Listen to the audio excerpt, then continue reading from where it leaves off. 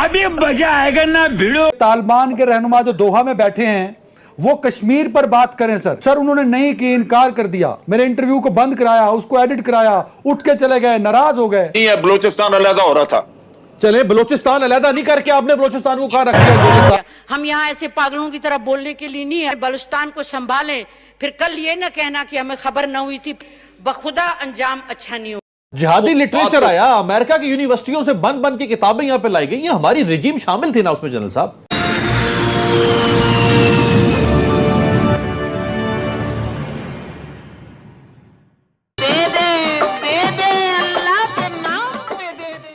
अब हमने ये कहा है कि अगर आप ताकत के जरिए काबुल जाएंगे, ये तरीका पिछले वाला नहीं होगा, हम बाकी दुनिया के साथ खड़े हों। और ये जो पॉलिसी है ये रशिया, चाइना और ईरान के साथ मशावरत के बाद है। आप उनको रिकग्निशन नहीं देंगे क्योंकि वहां होनी है लड़ाई, पे वो खाना जंगी की जड़ है। क्योंकि जो जो लोग तालिबान को पसंद नहीं करते वहां पे, अब्दुल्ला है, अशरफ गनी है, वो हजारा का जो लीडर है, ये लोग उनके साथ लड़ेंगे। ये तो बिला वजह फसाद वो तो शुरू हो गया ना सर, इसमें तो अब गे वाला सीगा ही इस्तेमाल ना करें ना सर, अब तो शुरू हो गया काम। देखिए पर अभी तो उनका कब्जा नहीं ना, अभी तो उनका काबुल पे कब्जा नहीं ना। हम तो वो बात कर रहे हैं कि जब काबुल पे कब्जा करें,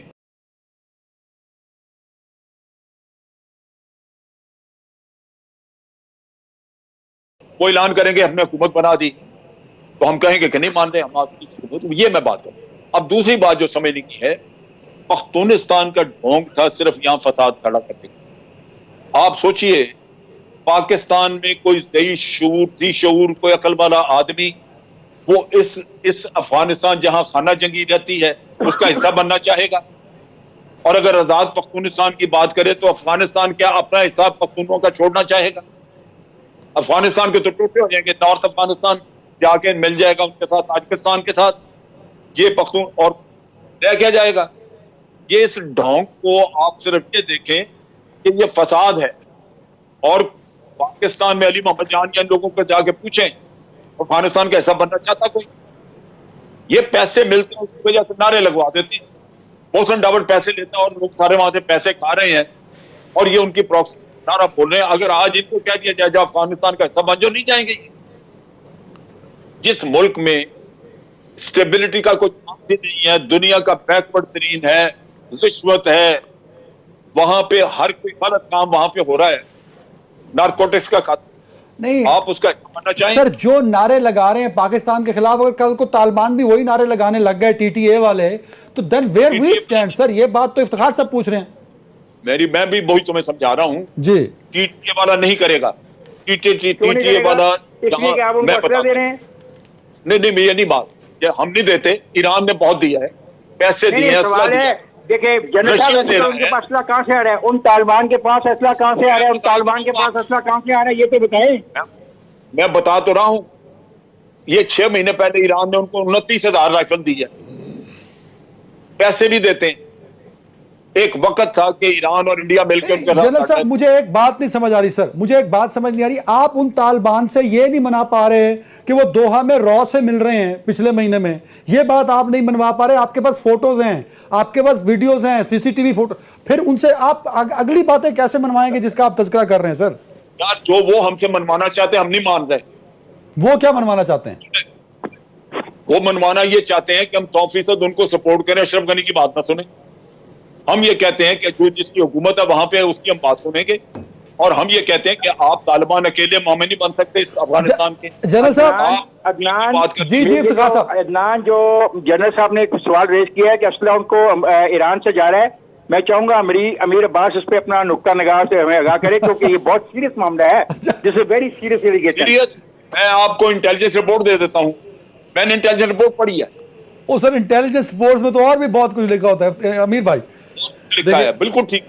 हमने जो इस्तेमाल किया उनको उनकी फैमिलीज की वजह से किया है, और कोयटा में जो कोयटा शूरा उसकी वजह से किया है। उनके लीडर मारे गए, अगर हम धक्का देके बाहर निकालें। सर मैं जरा कमेंट अमीर साहब का भी इस पे ले लूं जरा। उनको दोहा में आने जाने के लिए सारा रिज़्क और इन चीजों का इंतजाम हमने दिया है, आज वो फिर रहे हैं यहाँ पे हमारी वजह से, इसके अलावा हमारा कोई होल्ड नहीं है। इसी तरह टर्की में कुछ लीडर टर्की उनको फैसिलिटेट करता है।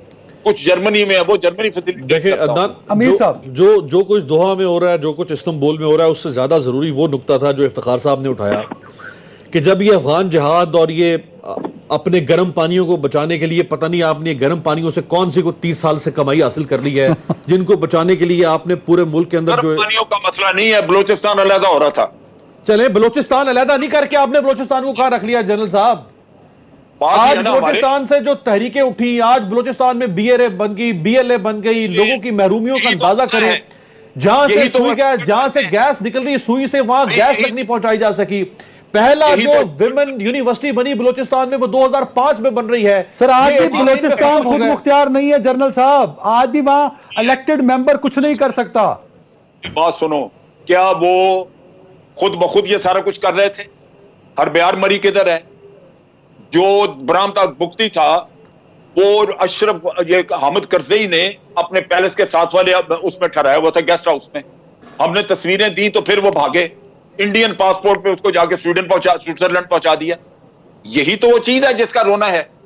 तो नाकाम हो गए ना सर, आप 80 से बलूचिस्तान बचा रहे हैं।